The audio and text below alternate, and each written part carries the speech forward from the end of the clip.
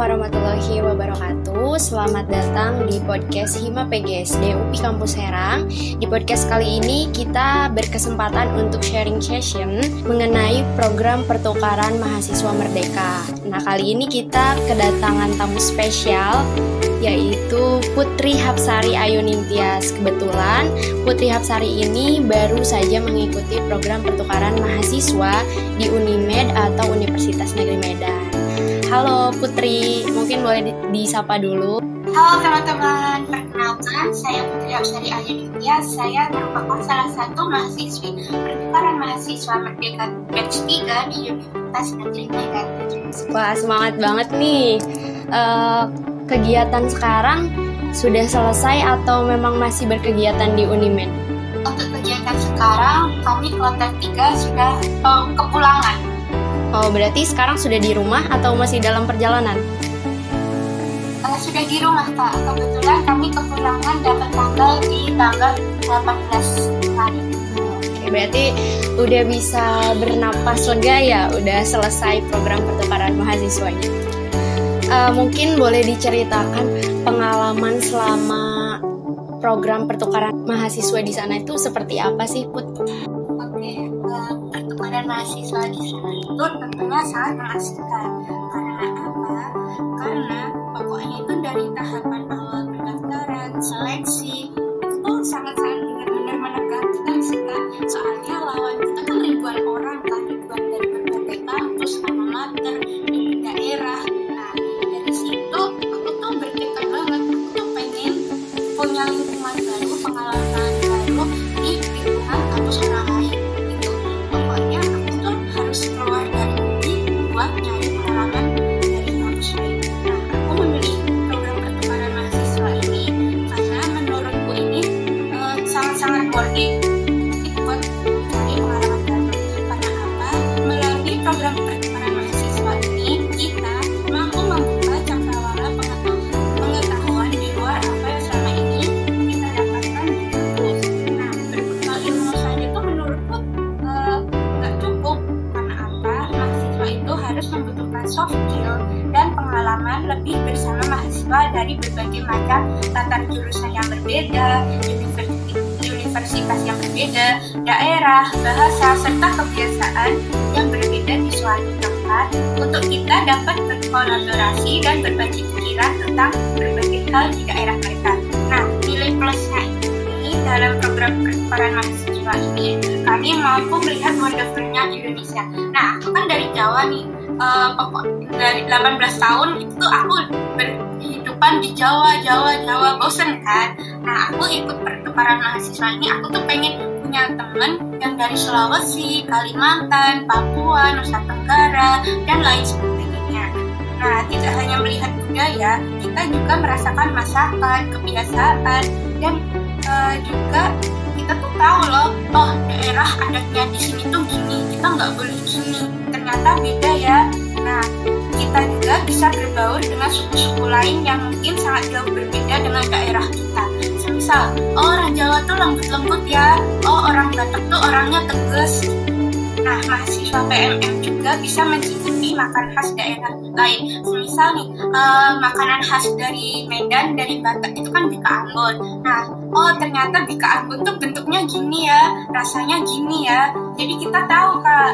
Nah, melalui program PMM ini juga kita dapat mendapatkan keluarga baru. Bukan hanya keluarga di UPI saja, tapi aku juga mendapatkan keluarga baru se-Indonesia. Aku punya teman dari Sulawesi, punya teman dari Kalimantan, dari Borneo, Toraja, terus dari Papua, dan dari lain-lain. Itu sih pengalaman seruku. Wah, asik banget nih setelah denger banyak sekali cerita-cerita unik selama program pertukaran mahasiswa. Tapi Kak Putri ini kan memang setahu aku juga masih semester 3 ya. Terbilang masih semester muda. Nah, itu tuh gimana prosesnya bisa sampai di tahap program pertukaran mahasiswa ini, sedangkan semesternya aja itu masih semester awal-awal? Oke, itu berawal dari sebuah pamflet kayak poster itu di grup bimbingan dosen wali. Nah, kebetulan itu aku mendapatkan dosen wali Ibu Fatih. Nah, beliau ini pokoknya tuh selalu update tentang program kemahasiswaan. Pokoknya kalau tentang informasi kemahasiswaan, beliau tuh selalu update, selalu share ke grup bimbingannya. Nah, aku tuh waktu itu beliau tuh nge-share tentang salah satu poster tentang SBKN. Terus di poster tersebut ada tulisan pertukaran mahasiswa. Nah, awalnya aku tuh kepo, PMM itu apa sih? Pokoknya aku tuh ulik sampai akar, mulai dari pendaftaran, seleksi, dan nanti alur keberangkatannya tuh kayak mana. Nah, aku cari di akun sosial media si PMM itu dan juga akun web dari PMM. Terus abis itu aku tuh menemukan syarat jika ikut PMM itu dulu waktu aku itu minimal semester 2. Nah, aku tuh kepikiran, wah ini kesempatan banget dong aku bisa ikut. Nah, aku mulai berani sharing konsultasi ke bupati. Aku tuh bilang, Ibu, punten saya punya Sari Ayunityas, jika saya mengikuti program ini bagaimana ya Bu? Dan alhamdulillahnya aku diarahkan untuk menemui Kaprodi. Setelah itu, dulu tuh Kaprodiku itu tuh masih Pak Supri, dan dosen pembimbing MDKM itu aku mendapatkan Bu Hana. Nah, anak-anak PMM itu kita tuh dibimbing dan diberi arahan dari proses pendaftaran sampai dengan proses keberangkatan. Pokoknya mah nanti pas seleksi berkas sering-sering aja konsultasi dengan dosen dan Kaprodi.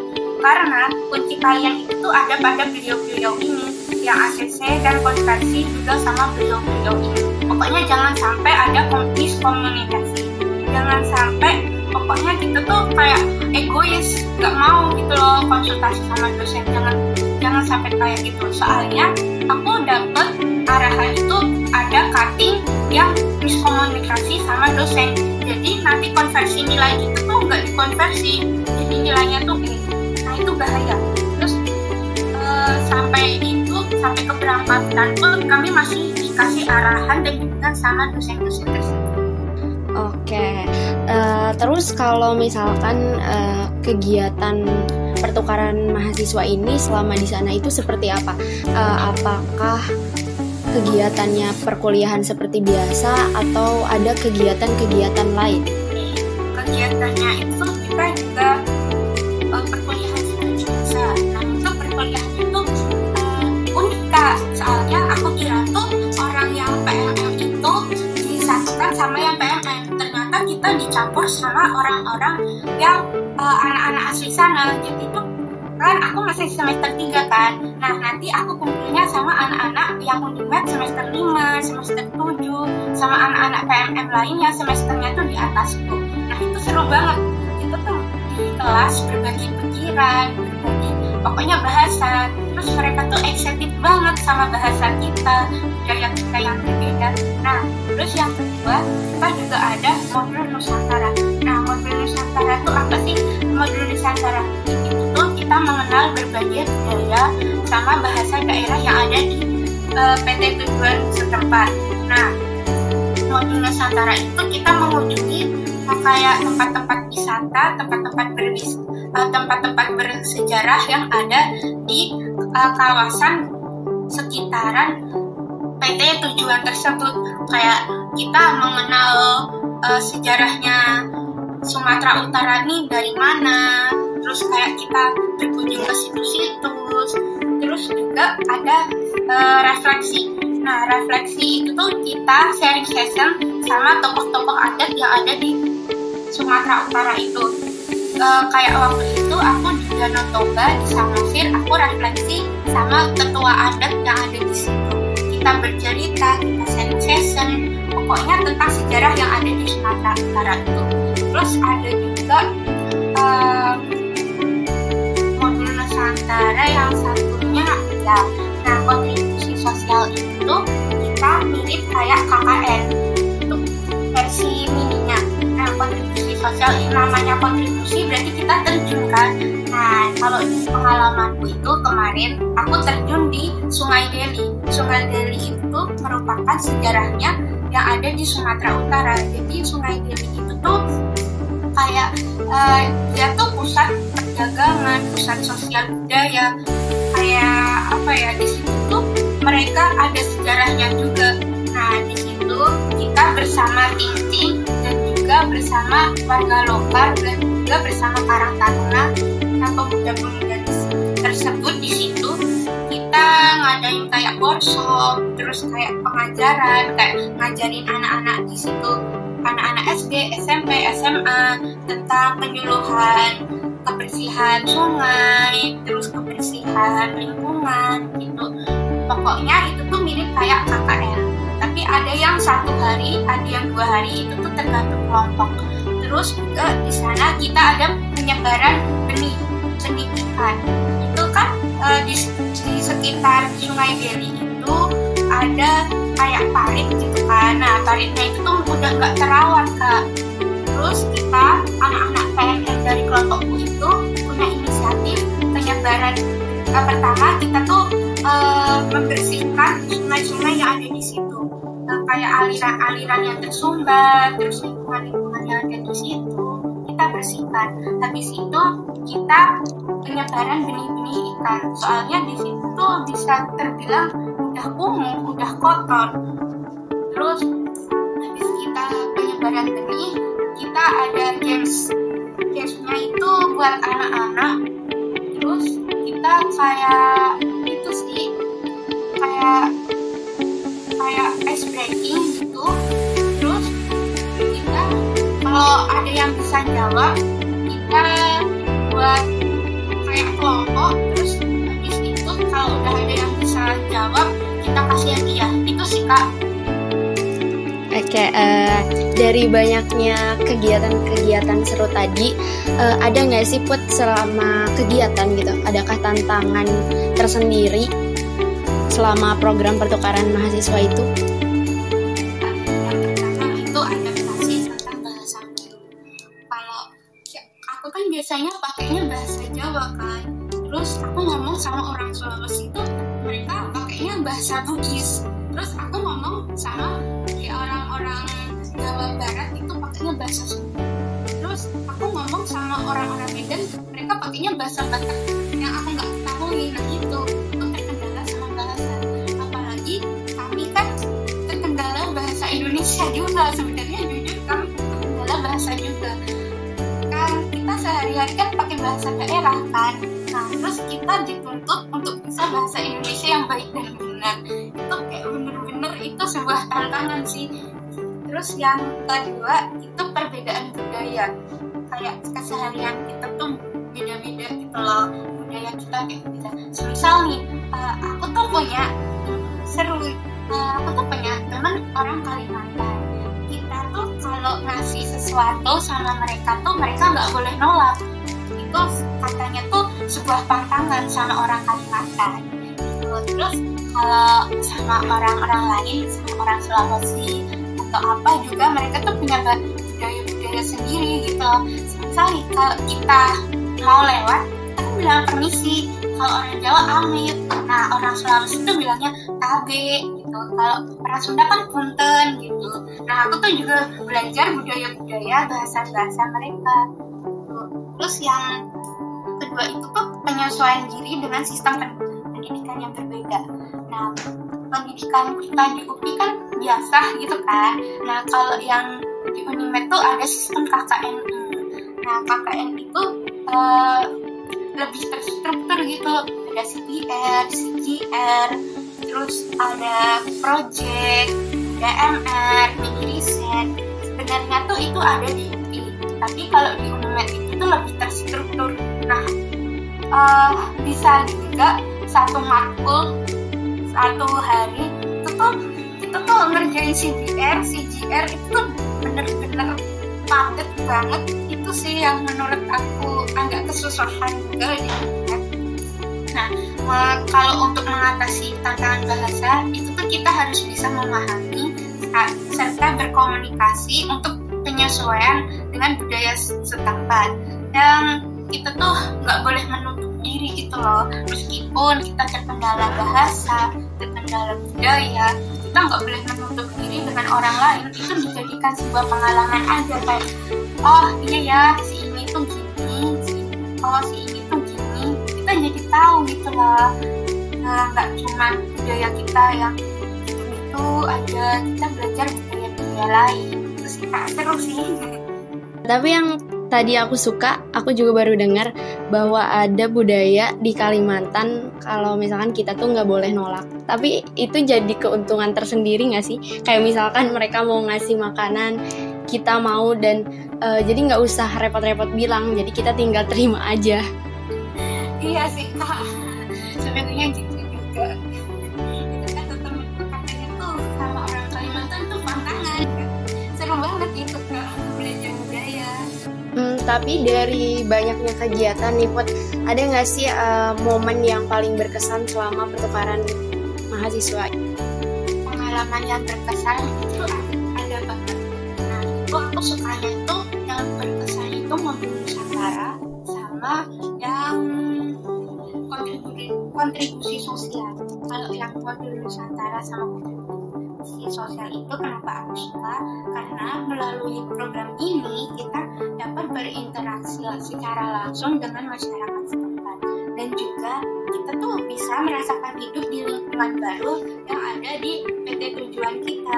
Tentunya ini tuh dapat meninggalkan kesan yang mendalam untuk kita para murid-murid, para mahasiswa PNN itu, yang bisa dijadikan pelajaran untuk kita kembali ke tujuan PT penerima kita. Nah, banyak yang mengatakan bahwa orang Batak tuh orangnya keras, kayak galak, nyeremin gitu. Tapi aku tuh bisa membuktikan itu bahwa omongan itu tuh salah, nggak bener. Karena apa? Orang Batak tuh sebenarnya tuh orangnya tuh ramah, baik hati. Terus kami tuh kalau ketemu orang Batak, kalau ketemu orang-orang teman-teman kita dari orang-orang situ tuh, mereka tuh kayak nyapa gitu loh, meskipun kita nggak saling kenal, kayak Kak mau kemana gitu loh. Nah itu, apalagi kalau di kelas, terus kita kan berbeda suku kan, anak PMM tuh satu kelas tuh beda-beda, ada yang dari Jawa, ada yang dari Nusa Tenggara, ada yang dari Jawa Barat. Nah anak-anak Medan, anak-anak Unimed itu antusias banget buat mempelajari tentang suku kami yang berbeda-beda itu, kayak bahasa gitu. Kayak misalnya tuh gini, kakak orang Jawa ya, boleh nggak ajarin kami bahasa Jawa gitu. Terus ada lagi, Kak Jawa Barat ya, makanan khas dari Jawa Barat tuh apa sih Kak gitu. Mereka tuh antusias, mereka tuh kepo sama budaya kita. Terus aku tuh ngerasa kayak teman-teman aku yang dari Medan tuh menyenangkan gitu loh. Aku tuh pengen ngerasain, pengen ngajak teman-teman UPI itu ke Medan, karena benar-benar anak Unimed tuh ramah-ramah banget. Terus menurutku hidup sebagai perantau di perantauan di suatu daerah yang asing itu tuh memang gak mudah sih, banyak tantangan. Tapi mahasiswa yang memerlukan waktu lebih lama untuk beradaptasi dengan cuaca, makanan, dialek, atau tuntutan untuk mengatur waktu dan kebutuhan pribadi kita, itu tuh sebenarnya bisa membuat pengalaman yang berharga sih. Kayak masakan, masakan di Medan tuh pedes-pedes ya, terus dialek orang Batak, orang Medan tuh tegas ya, kayak orang Jawa yang lembut, orang Sunda yang lembut gitu. Terus kayak misal nih, kayak adat-adat juga kan beda kan, dari Jawa, Sumatera, terus dari Sunda ke orang Batak itu juga beda. Terus kalau masalah mengatur waktu itu juga sebuah tantangan juga sih. Kalau kita nggak bisa atur waktu, kadang-kadang juga sih ini KKN ini, terus ini kita ngapain juga. Terus aku tuh pokoknya aku selalu takjub dengan kebaikan teman-teman yang di sini. Dengan satu nasib seperantauan, kami merasakan hal yang sama di sini, seperti kepekaan sosial dan juga kebersamaan yang sudah seperti keluarga. Apalagi anak-anak rusunawa, mes, sama asrama.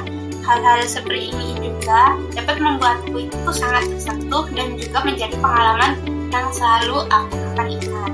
Dan dari sinilah aku bersungguh-sungguh belajar untuk menjadi pribadi yang lebih peka lagi dan lebih peduli dengan masalah yang ada di sekitar kita. Kan kita kan beragam kan, terus disatuin, dikumpulin di asrama. masa sih kita nggak peka sama teman-teman kita yang dari perantauan jauh, dari ya sudah aku sebutin itu dari Papua, dari mana-mana gitu. Kita juga nggak boleh menutup diri, kita harus peka terhadap orang lain. Itu sih yang serunya di PNM. Tapi Put, dengan banyaknya orang-orang di sana dengan latar belakang yang berbeda-beda, itu gimana sih cara kita beradaptasinya, cara kita menjalin komunikasinya gitu? Itu selalu aktif dan nggak menutup diri untuk menciptakan peluang dan juga untuk bertemu dan berinteraksi dengan siapapun, termasuk mahasiswa lokalnya dan juga teman-temanku dari kampus-kampus lain. Selain itu, aku tuh mengedepankan keterbukaan dan rasa ingin tahu, bertanya tentang kebiasaan serta minat mereka. Kayak misal nih, kan kita ngumpul kan kita baru pertama nggak tahu kan, oh si ini siapa, kita kayak terbuka gitu, kayak misal nih ngajak kenalan teman baru gitu, misal hai nama kamu siapa, kamu dari mana, kamu dari unit mana, terus gitu, pokoknya gitulah, kita jangan sampai menutup diri. Nah dengan rekan pertukaran juga sama, dengan rekan mahasiswa lokal juga sama. Terus kita tuh kayak menginisiasi kegiatan bersama seperti eksplorasi tempat baru atau belajar bahasa tempat. Misalnya kan kita udah dapet nih teman orang, misalnya lah Sulawesi. Aku punya teman, dia tuh orang Sulawesi, namanya si Wanda. Nah dia tuh senang banget eksplorasi tempat, kayak dia tuh senang traveling ke tempat-tempat Medan gitu kan. Nah aku ngikut gitu, kayak kalian mau kemana, aku boleh ikut enggak gitu. Terus mereka pasti bilang oh boleh sini. Nah jadi kita kan otomatis masuk ke dalam lingkungan baru, bukan ke lingkungan aku kan dari Jawa, gak mungkin kan aku kayak ngumpul orang-orang Jawa semua, gak mungkin. Ya mungkin sih, tapi itu namanya menutup diri. Jadi aku ngumpul sama sama si temannya si Wanda, si orang Sulawesi. Jadi aku ngikut mereka tuh, kayak sekalian dapat dua, aku dapat teman baru sama eksplorasi tempat jalan di dunia baru. Jadi kami jalan-jalan bersama, terus eksplor tempat, eksplor makanan, itu sih. Terus komunikasi yang terbuka dan kerjasama tim itu juga dapat menjalin hubungan yang kuat dan memperluas lingkaran sosial selama perkembangan. Kayak misal nih, komunikasi terbuka udah aku sebutin juga, terus kerjasama juga udah aku sebutin. Terus kalau kita nggak terbuka, gimana kita mau dapat teman gitu kan? Terus kayak di aku juga di asrama itu tuh kalau semisal Kamis atau hari-hari tertentu itu semisal 1 minggu 2 kali itu tuh ada dialog budaya. Nah dialog budaya ini kita tuh dikumpulin, terus kita kenalan sama teman-teman lain. Terus setelah itu kita mengenal budaya-budaya tempat. Misal nih minggu ke-1 kita orang Jawa itu tuh ada yang dari Jawa Tengah, DIY, sama Jawa Timur. Nah di hari itu kami orang-orang Jawa tuh mengenalkan budaya-budaya kita, mengenalkan bahasa kita, kayak mengenalkan masakan kita. Nah nanti berikutnya itu anak-anak yang dari Jawa Barat, sama juga sama seperti orang-orang Jawa, mereka mengenalkan budaya-budaya dari Jawa Barat itu, dari Sunda itu apa aja. Terus itu berlanjut sampai provinsi selanjutnya. Itu sih Kak. Oke, tadi kan Put sempat dibahas ya mengenai kegiatan modul Nusantara sama kontribusi sosial ya. Nah, itu kegiatan itu tuh diadainnya tuh kapan? Karena kan perkuliahan juga berjalan, kegiatan itu juga berjalan. Oke, kalau modul Nusantara sama kontribusi sosial kita tuh kalau mau modul Nusantara itu tuh juga ada dosennya kan, soalnya itu termasuk ke dalam perkuliahan. Kita juga konversi modul Nusantara itu konversi ke kampus asal kita. Nah, modul Nusantara itu kita dapat 1 dosen dan 1 pembimbing. Nah, 1 dosen itu tuh dosennya itu ngebuat kayak kerangka buat kita semisal nih seminggu ini kemana, minggu kedua kemana, kayak kerangka kerja kita, kerangka program kita. Nah kita buat kesepakatan misalnya minggu ke-1. Nah, minggu ke-1 tuh di hari Sabtu atau Minggu, kayak weekend gitu. Terus habis kita buat kesepakatan, misal hari Sabtu, berarti di hari Sabtu tersebut kita mengadakan modul Nusantara.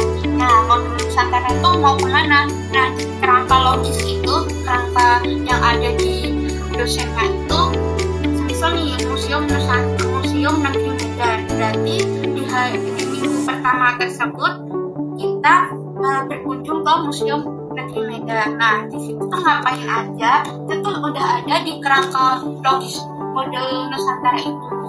Jadi kita nggak keteteran, udah ada kesepakatan sama kerangkanya. Oke. Dan untuk benefitnya sendiri nih Put, benefit yang dirasakan setelah mengikuti program pertukaran mahasiswa itu apa sih Put? Untuk benefitnya itu banyak banget sih hasilnya kan. Yang pertama itu tuh menurutku ya, kita punya pengalaman baru, nilai-nilai kebinekaan. Apa sih itu? Yang kebinekaan itu termasuk keberagaman suku, agama, kebudayaan, bangsa. Kita punya teman baru kita berasal dari berbagai provinsi yang ada di Indonesia. Misalnya aku dari Jawa, aku bisa mengenal bahasa-bahasa dan budaya-budaya yang ada di Jawa. Terus yang kedua, aku punya teman misal dari Batak. Nah, Batak itu kan banyak marga-marganya kan. Nah, aku tuh bisa mengenal, marga tuh ini, marga tuh itu. Terus dialek mereka juga aku belajar. Terus kayak aku punya teman dari Bali juga.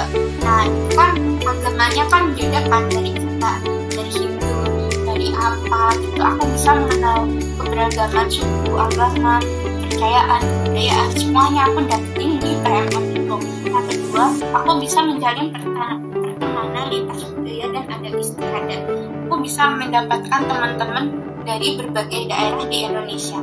Yang ketiga, aku bisa mengembangkan soft skill, yaitu kepemimpinan, kepercayaan diri, dan juga kepekaan sosial. Yang ketiga, yang keempat, itu kesempatan mengambil pilihan mata kuliah di luar prodi. Sebenarnya tuh kita bisa mengambil mata kuliah di luar prodi, tetapi waktu itu kan aku masih semester awal kan, semester 2, semester 3. Nah, itu tuh kata prodi dulu itu tuh nggak boleh. Kenapa?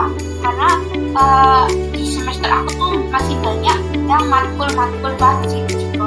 Kalau semester 5 mungkin ya, semester 5, semester 6, semester 7 itu boleh lintas prodi, lintas jurusan, lintas itu mata kuliah. Soalnya apa? Cutting dulu ada yang lintas di luar prodi. Terus yang kelima yaitu memperoleh nilai hasil pengakuan kredit mata kuliah dari PT pengirim hingga 20 SKS. Ini mencakup tentang konversi nilai. Terus yang ke-6 itu mendapatkan sertifikat nasional dari Dirjen Diristek Kemendikbudristek. Siapa sih yang nggak mau dapat sertifikat berskala nasional dari Kemendikbudristek? Terus yang terakhir yaitu mendapat bantuan pembiayaan penuh 1 semester. Ibarat kata kita dapat beasiswa, dapat bantuan hidup selama 1 semester. Kalau di tahunku itu 1 semester 1 bulan, kita dapatnya tuh carinya 1 bulan ya. Semisal dapat tanggal 18, terus bulan besoknya 18 kita dapat bantuan lagi. Kalau di tahunku di batch 3 itu aku dapat bantuan hidup 1,5 juta. Jadi 1,5 juta tuh kita bisa bagi untuk yang mana buat bayar asrama, yang mana buat kita berjuang hidup dan lain sebagainya. Itu sih Kak yang dari aku manfaatnya PMN. Pokoknya itu PMN itu seru banget. Kita dapat teman-teman baru dari berbagai daerah. Kapan lagi sih kita dapat teman dari Papua, dari Sulawesi, dari mana-mana, kapan lagi gitu loh. Sedangkan di kampus kita aja orang-orangnya nggak nggak terlalu beragam gitu loh Kak. Yang memanfaatkan waktu. Ada nggak sih Put tips and trick buat calon yang mau mendaftar PMM gitu? Gimana caranya supaya kita bisa mengalahkan ribuan orang supaya lolos di program pertukaran mahasiswa ini?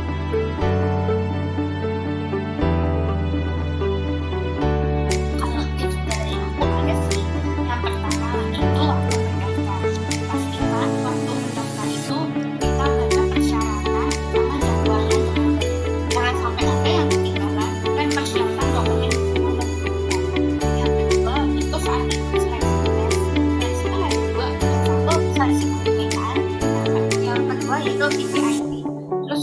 yang seleksi tes ini jawab dengan sejujurnya. Itu tuh tesnya tuh kayak tes itu loh, kayak tes TKP kedinasan itu loh. Misalnya kalau kita punya teman terus berantem, sikap kita harus gimana? Nah kayak gitu. Pokoknya tuh tunjukkan profesionalitas kita terhadap kayak keberagaman. Pokoknya tuh intinya tesnya itu mengenai keberagaman budaya, agama, suku, ras. Terus kalau yang satunya itu mengenai tentang kekerasan seksual.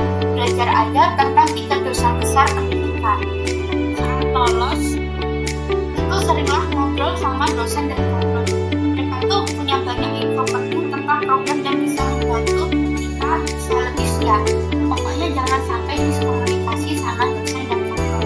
Sering-seringlah konsultasi. Kalau enggak, misalnya kalau kita miskomunikasi, ini loh kok tiba-tiba kita berangkat nggak ngabarin dosen, nggak ngabarin Kak Prodi, lah konversi nilai kita gimana? Itu yang bahaya guys. Terakhir saat sudah di kampus baru, saat sudah sampai setelah berbagai kegiatan, misal kita join kepanitiaan, kita join program ini, kita join ini, jangan sampai menutup diri bergabung dengan kepanitiaan organisasi itu.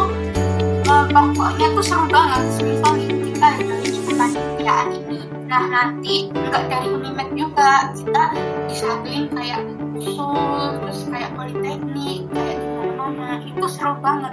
Jangan sampai ya di asrama-asrama aja, jangan. Kita explore mulai dari makanan, tempat, terus kayak wisata-wisata gitu.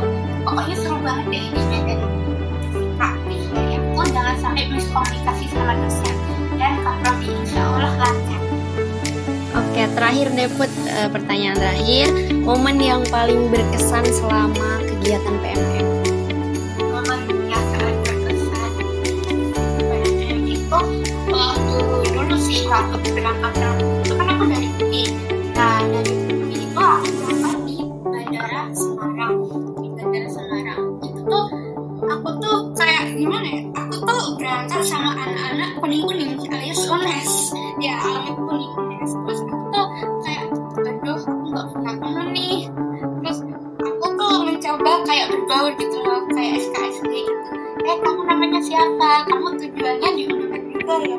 Terus mereka bilang, aku ini ya, kami dari UNES gitu. Kayak seru banget, kayak itu pertama kali aku dapat teman itu dari UNES. Terus yang kedua, aku waktu nyampe itu aku dapat teman lagi dari UNESA, dari Surabaya. Itu mereka tuh bahasanya unik banget, kayak aku tuh diterima baik sama mereka.